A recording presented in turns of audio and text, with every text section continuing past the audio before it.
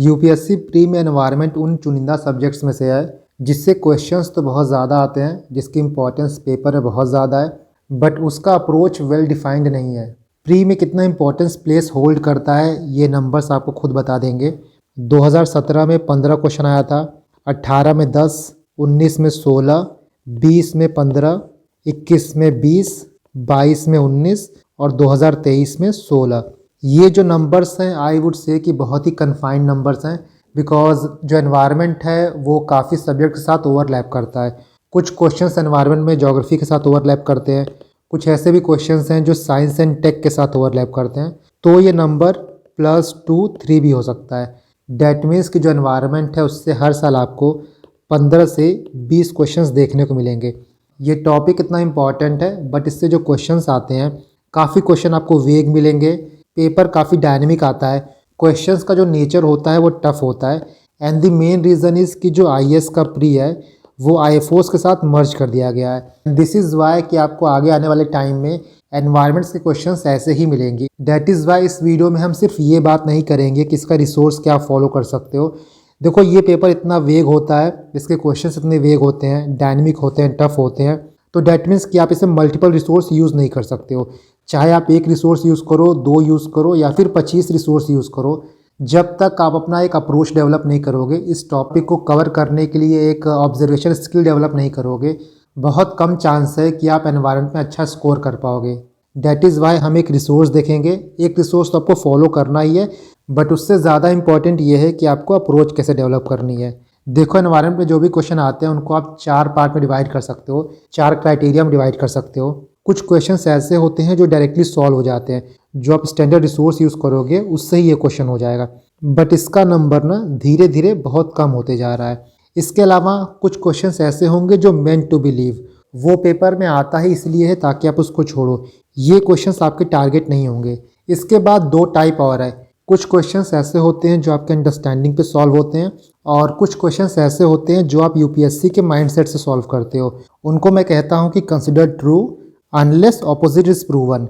देखो PYQ analysis का मतलब सिर्फ ये नहीं होता है कि जो ऑप्शंस दिया गया है, जो ऑप्शंस में कीवर्ड्स दिए गए हैं, आप उनको तैयार करो, उन पे रिवर्स इंजीनियरिंग लगाओ। पीवाईक्यू एनालिसिस का मतलब ये भी होता है कि आपको यूपीएससी का माइंडसेट समझना होगा, यूपीएससी के क्वेश्चन को फ्रेम करने का तरीका समझना होगा, प्लस यूपीएससी उन क्वेश्चन का क्या आंसर दे रहा है ये भी समझना होगा। तो आपकी प्रिपरेशन का मोस्ट ऑफ द टाइम ना ये दोनों चीज़ लेगा। हम अभी 2023 के पीवाईक्यूज़ को एनालाइज करेंगे एंड उसमें ये चारों क्राइटेरिया को लगा के देखेंगे कि आप किस क्वेश्चंस को या फिर किस टॉपिक को किस तरीके से अप्रोच कर सकते हो। और देखो भले हम यहाँ पे पोस्ट एनालिसिस कर रहे हैं, एग्ज़ाम होने के बाद एनालाइज कर रहे हैं, बट आपको एनालाइज करने का तरीका ऐसा रखना है कि मान लो ये पेपर आपके एग्ज़ाम में आ जाता और ये पेपर आपको पहली बार देखने को मिल रहा है, तब आप इसको कैसे डील करते। डैट इज़ वाई जब भी आप 2023 का पेपर एनालाइज करते हो या फिर किसी भी ईयर का एनालाइज करते हो, उसके साथ साथ आप उसके पीवाईक्यूज़ को भी एनालाइज किया करो, तभी आप पैरेलल ड्रॉ कर पाओगे। काफ़ी लोग ऐसे भी होंगे जो इस वीडियो को पूरा नहीं देखेंगे और बिट्स एंड पीसेज में चीज़ों को देखते रहते हैं। देखो आप ऐसे देखोगे तो किसी भी चीज़ का आपको फ़ायदा नहीं होगा। जो इस वीडियो के लास्ट तक रहेंगे उनको एक रिवॉर्ड पॉइंट मिलेगा। नाउ लेट अस सी लास्ट ईयर पेपर। ये 2023 का पेपर है। यहाँ पे ये क्वेश्चन पूछा था, which one of the following is best example of repeated fall in the sea level giving rise to present day extensive marshland. ये क्वेश्चन ईजिली सॉल्व होने वाला नहीं था। काफ़ी जगह आपको ये भी लॉजिक मिलेगा कि मार्शलैंड देख के आप यहाँ पे रन ऑफ कच्छ को सिलेक्ट कर लेते, बट ये बहुत ही शैलो लॉजिक है। यहाँ पे मैनग्रोव्स भी था, सॉल्ट पैन भी था, स्वाम्प भी था और रन ऑफ कच्छ तो था ही। आप इसको एग्जाम में तभी कर पाते जब आप पीवाईक्यूज़ में जो कीवर्ड्स हैं, जो इंपॉर्टेंट लोकेशंस हैं, इंपॉर्टेंट प्लेसेस हैं, उन पे रिसर्च किए होते। भितरकनिका मैनग्रोव्स पीवाईक्यूज़ में कई बार पूछा जा चुका है, रन ऑफ कच्छ कई बार आ चुका है। यू कैन सी यहाँ पे gulf of Khambhat, gulf of Kutch, marshy land of Rann of Kutch. इसका ध्यान देखो, भितरकनिका पूछा था, Bandipur, Bhitarkanika, Manas, Sundarban, Bhitarkanika national, Keibul Lamjao national park, Keoladeo देवघाना national park, Sultanpur national park. यहाँ पे फिर से Bhitarkanika mangroves, Chambal river, Pulicat lake, Deepor Beel. और आजकल यूपीएससी का क्वेश्चन पूछने का तरीका थोड़ा बदल गया है। डायरेक्टली आपसे ये नहीं पूछेगा कि कौन सा नेशनल पार्क, कौन सा वाइल्ड लाइफ सेंचुरी, कौन सा प्रोटेक्टेड एरिया कहाँ पे है, उनके कैरेक्टरिस्टिक्स पे क्वेश्चन आ रहा है। वहाँ पे कुछ स्पेशल फिनोमिना हो रहा है, उस पर क्वेश्चन पूछ रहा है। जैसे पीवाईक्यू में ये क्वेश्चन पूछा था, At one of the place in India, if you stand on the seashore and watch the sea, you will find that the sea water recede from the shoreline a few kilometer and come back to the shore twice a day. तो ये question भी उस साल नहीं हो पाता, but यहाँ पे जो भी ऑप्शन दिया गया है उनको ज़रूर आप एक बार गूगल करके देख लो। उसी तरह यहाँ भी जितने ऑप्शंस दिए गए हैं इनको आप गूगल कर लेना, हो सकता है अगली बार इससे क्वेश्चन पूछे या फिर इससे क्वेश्चन पूछे। इसके बाद देखो क्वेश्चन नंबर 2, यहाँ पे मार्सूपियल्स पे क्वेश्चन पूछा गया था। ये टॉपिक आपको एनसीईआरटी में मिल जाता, बट आई एज्यूम कि बहुत लोग एनसीईआरटी नहीं पढ़ते हैं, खासकर ये आपको 9th या फिर 12th के एनसीईआरटी मिलता, और हम लोग 12th के बायो के एनसीईआरटी का सिर्फ लास्ट का 4 चैप्टर पढ़ते हैं, और ये लास्ट के 4 चैप्टर्स में नहीं था। एनसीईआरटी में भी अगर आप देखते तो सिर्फ आप पहला स्टेटमेंट सही कर पाते, दूसरा स्टेटमेंट आपको ऑन द स्पॉट ही सोचना पड़ता। तो यहाँ देखो स्टेटमेंट हम पढ़ते हैं, marsupials are not naturally found in India. ये हमको नहीं पता ये सही है या गलत है। इसके बाद सेकंड स्टेटमेंट देखो, marsupial can thrive only in mountain grassland with no predators. यहाँ देखो ओनली इन माउंटेन ग्रासलैंड, हो सकता है नहीं भी हो सकता है, बट सेकंड देखो विथ नो प्रेडेटर।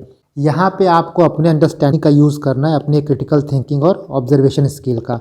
आपसे ये बोला जाए कि मार्सूपियल जो होते हैं उनका कोई प्रेडेटर नहीं होता, तो कितना % चांस है कि ये पर्टिकुलर स्टेटमेंट सही हो सकता है। ये सही भी हो सकता है, गलत भी हो सकता है, we don't know, but based on basic observation आप यूपीएससी के PYQs को भी एनालाइज करोगे तो ऐसे स्टेटमेंट्स हमेशा गलत होते हैं। इसको आप गलत मानते तो आपका सही स्टेटमेंट हो जाता सी। मान लो जब आंसर किया आता है तो ये स्टेटमेंट यूपीएससी सही कर देता है, बट आपको क्वेश्चन बाय क्वेश्चन अपने थॉट्स को, अपने अप्रोच को बदलना नहीं है। ये स्टेटमेंट सही हो जाता है, यूपीएससी इसको सही मान लेता है, तो ये एक एक्सेप्शन है ना कि नॉर्म है, और आपको हमेशा अपना अप्रोच, अपनी थिंकिंग नॉर्म्स पे डेवलप करनी है, ना कि एक्सेप्शन पे। Let us see the next question, invasive species specialist group belong to which one of the following organisation.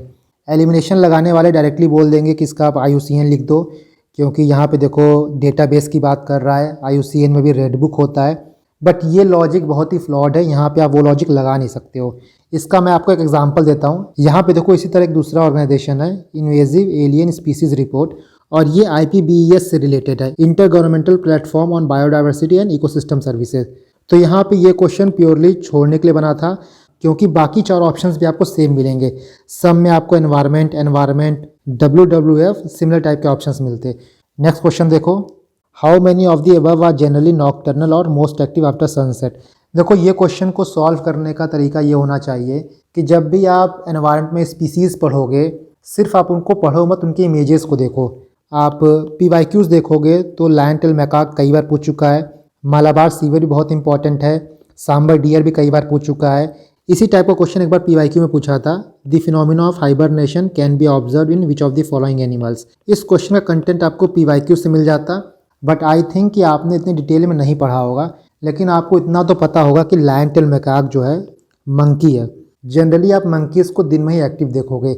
ये लॉजिक लगाओगे, ये ऑब्जर्वेशन स्किल लगाओगे तो आप यहाँ पे 50-50 पे पहुँच सकते हो। और इस क्वेश्चन से ये चीज़ निकल के आता है कि यूपीएससी आजकल बिहेवियर एस्पेक्ट ऑफ एनिमल्स पे ज़्यादा फोकस कर रही है कि कौन सा एनिमल कैसे एक्ट करता है, क्या कैरेक्टरिस्टिक्स होते हैं उसके। बट यहाँ मैं फिर आपको एक चीज़ बता देता हूँ कि आप सारे एनिमल के बारे में नहीं पढ़ सकते हो। बहुत से एनिमल्स हैं, उनके बहुत से डिफरेंट कैरेक्टरिस्टिक्स हैं, आप सब कुछ को रीड करके सब कुछ को रिमेंबर नहीं कर सकते हो। एटलीस्ट जो क्रिटिकली एंडेंजर्ड हैं आप उनको देख लो, प्लस जो भी एनिमल आप पढ़ो सिर्फ उनका आप नाम मत देखो, उनके इमेजेस देख लो। यू कैन सी कि PYQs भी इन एनिमल्स के बारे में पूछा गया है, बट जो क्वेश्चन पूछने का तरीका है वो बदल गया है। यहाँ देखो लायन टेल मैकाक के बारे में आया था, ग्रेट इंडियन हॉर्नबिल है ये 4 एनिमल्स हैं। इसके बाद यहाँ देखो इंडियन स्वैम्प डियर के बारे में पूछा था, मस्क डियर के बारे में पूछा है। नेक्स्ट क्वेश्चन देखो यहाँ पे वैगल डांस के बारे में पूछा है, कौन सा ऑर्गेनिज्म वैगल डांस परफॉर्म करता है। ये क्वेश्चन भी आप नहीं कर पाते। ये भी बिहेवियर एस्पेक्ट के बारे में पूछा है। देखो ये टफ क्वेश्चन है, कुछ लोग तुक्का लगा लेते हैं कि हनी बीज होता है, बट 100% आप एग्जाम में नहीं बता सकते हो किसका आंसर क्या होता है। नेक्स्ट क्वेश्चन देखो, which one of the following makes a tool with a stick to scrape insect from a hole in a tree. अब यहाँ देखो इन 4 एनिमल्स को, बहुत कम चांस है कि आप ये पर्टिकुलर स्टेटमेंट पढ़े होगे पहले कभी, बट आपने इनका कभी इमेज देखा होता तो आपको पता होता कि जो ओरेंगोटैंग है मंकी की प्रजाति है, और जो मंकी का हाथ होता है वो इंसान की तरह होता है। यहाँ पे आपका ऑब्जर्वेशन स्किल काम आता। टूल बना के पकड़ने के लिए हाथ होना बहुत ज़रूरी है, और इन चारों में से हाथ किसका है, पाम किसका है, तो सिर्फ ओरेंगोटैंग्स के पास है। इस क्वेश्चन को आप अपने अंडरस्टैंडिंग से सॉल्व कर लेते, और ऐसे क्वेश्चंस आपको एग्जाम में सॉल्व करके आने हैं, ये छोड़ने वाले क्वेश्चंस नहीं है। नेक्स्ट देखो यहाँ पे इंडियन स्क्वायरल पे क्वेश्चन आया था, they built nest by making burrow in the ground, they store their food material like nuts and seed in the ground, they are omnivorous. इस क्वेश्चन में आपको यूपीएससी बताएगा कि सही आंसर क्या है, क्योंकि जितना मैंने आंसर की देखा है किसी में ओनली 2 बता रहा है, किसी में ऑल 3 बता रहा है। काफ़ी आंसर्स की पहले वाले गलत कर रहे हैं बट काफ़ी इसको सही भी कह रहे हैं। बट इन माय ओपिनियन जो पहला है ना वो गलत है, बिकॉज यहाँ पे ये लिखा है कि इंडियन स्क्वायरल जो हैं वो ज़मीन के अंदर रहते हैं। अगर आपने कार्टून भी देखा होगा, चिप एंड डेल एक कार्टून आता था, उसमें जो स्क्वायरल थे वो पेड़ की ब्रांचेज में, पेड़ में होल बना के रहते हैं, ना कि ग्राउंड में रहते हैं। तो इस क्वेश्चन को अगर आप अपने ऑब्जर्वेशन से सॉल्व करते देन इसका आप ओनली 2 लगा लेते, बिकॉज जो सेकेंड और थर्ड स्टेटमेंट है काफ़ी स्ट्रेट फॉरवर्ड है, ये आप जानते ही हो। दे आर ओमनीवोरस, इंसेक्ट्स भी खाते हैं, फ्रूट्स भी खाते हैं, नट्स भी खाते हैं। इसके बाद दे store their food material like nuts and seed in the ground, ये भी आपको पता है कि गिलहरियाँ ये सब छुपा के रखती हैं, स्टोर करती हैं। नेक्स्ट क्वेश्चन देखो यहाँ पे, इस क्वेश्चन को पढ़ो, some microorganism can grow in environment with temperature above the boiling point of water, यहाँ पे below the freezing point of water, यहाँ पे in highly acidic environment with pH below 3। तीनों में देखो सम है। और यूपीएससी का ये नेचर रहा, यूपीएससी की ये हैबिट रही है कि इस टाइप के क्वेश्चंस में यूपीएससी सेफ खेलता है एंड जनरली इसका ऑल 3 ही लगाता है। आप कितनी भी किताबें पढ़ लो, इन सब के बारे में, तीनों स्टेटमेंट के बारे में आप एग्जैक्टली नहीं जान पाओगे। तो यहाँ पे आप यूपीएससी के माइंडसेट को समझो, यूपीएससी के आंसर्स के पिक करने के तरीके को पकड़ो एंड बेस्ड ऑन दैट इसका आंसर ऑल 3 होता है। ये देखो PYQ था। सेम उसी तरह यहाँ देखो, some mushroom have medicinal property, some mushrooms have psychoactive property, some mushrooms have insecticidal property and some mushroom have bioluminescent properties। यहाँ पे भी आप ऑल 4 करते based on UPSC trend. Next question देखो, ये PYQ बेस्ड क्वेश्चन है। ये question देखो PYQ में पूछा था, chlorofluorocarbon, foam agent, aerosol cans, ये आपके शंकर में भी दिया था, तो ये क्वेश्चन आपका प्लस होता है, ये क्वेश्चन आप कर लेते। और जो भी ओजोन डिप्लीटिंग सब्सटेंस है उनका कहाँ यूज़ होता है, उनका क्या हार्मफुल इफेक्ट होता है, ये वैसे भी इंपॉर्टेंट है। नेक्स्ट देखो, कार्बन मार्केट्स पे क्वेश्चन आया था, carbon markets are likely to be one of the most wide spread tool in the fight against climate change. बहुत स्ट्रेट फॉरवर्ड आंसर है। नेक्स्ट देखो, carbon markets transfer resources from private sector to state. जो carbon trading होता है उसका basic फंडा ही यही होता है। वो कंपनीज जो ग्रीन हाउस गैस का एमिशन कम करते हैं, अपने एक्सेस क्रेडिट को वो सेल कर सकते हैं टू दोस्त जिनका एमिशन लिमिट एक्सीड हो गया है। कार्बन मार्केट के साथ आप कार्बन ट्रेडिंग पढ़ोगे, कार्बन टैक्स पढ़ोगे, कार्बन ऑफसेटिंग पढ़ोगे, ये बेस्ड ऑन PYQs है।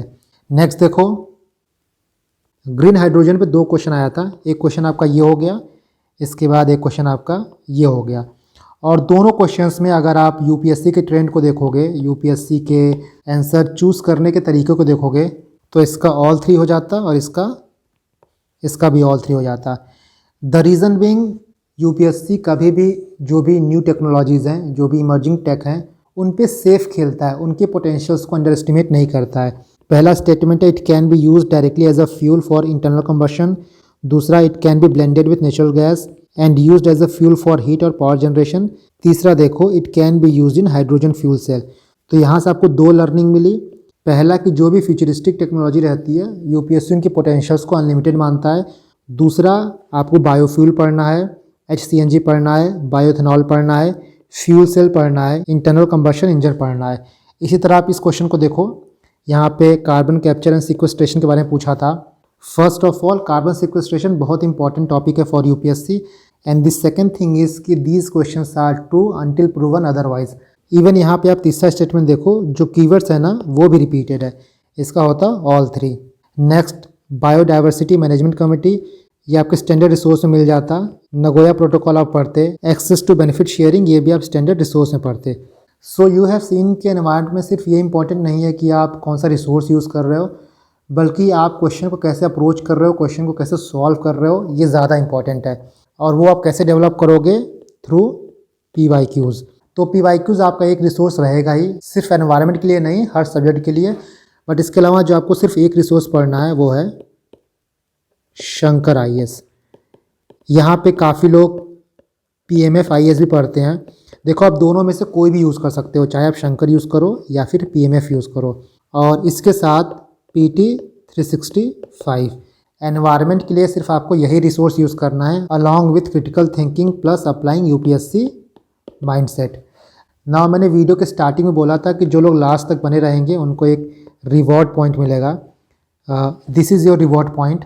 शंकर आईएएस में आपको क्या पढ़ना है, कौन कौन से टॉपिक्स पढ़ने हैं, यहाँ पे आपको पूरी लिस्ट मिल जाएगी।